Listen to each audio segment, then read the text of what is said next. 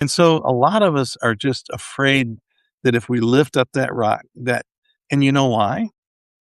And here's the truth Mm, about bullies, and the church has been a bully. You know, the truth about bullies is that they're afraid. They're afraid because their foundation and everything they believe and everything they think about, uh, in terms of like what put their stuff together and all that, it's going to just all fall apart because it's built on lies. And so a lot of us are just afraid. A lot of us are protecting our families. A lot of us are afraid, but just like, and for the ones who are like, I just feel like I need to protect my family. It's like, there comes a point in families where there's a lot of dysfunction where you realize I'm actually a codependent. I'm an enabler, you know?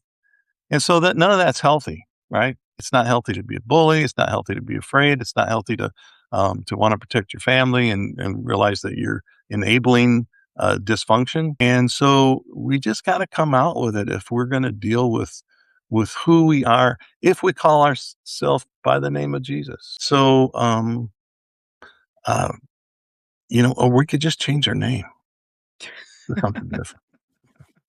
Call ourselves something different.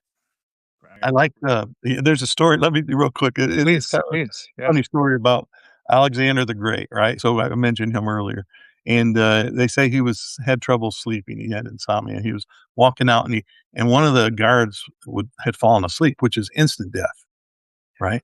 And he kicks the guy, and he's a young kid, and he wakes up, and he sees who it is, and he's like, and he says, "What's your name?" And he can't get it out, and he finally gets it out, and he says, "What's your name?" Alexander the Great is asking the kid. He says, "Alexander, sir." And he looked at him and said, "Change your conduct or change your name."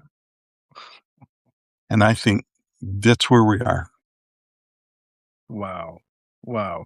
Wow. I so appreciate that. Yeah, just be honest about who you are and how you're not aligned with Creator and the Son revealed to us. It's okay not to be perfect. None of us are. We're all limited, right? Just Right. limited human beings. That's what it means to be human. That's why say that the most spiritual thing we can be is just to be human. That's what we were made to Mm, be, right? And mhm. that means being vulnerable. Yeah. Yeah. That's so good. Yeah. Yeah. So many of us have been conditioned by narratives of empire to make someone a hero or a villain and not hold the complexity of humanity with all its tensions. Um, Recognizing that, all of us have wheat and chaff within us, as some of the early church fathers would say. But I think, yeah, this book is an invitation to reckon with that shadow side, to call out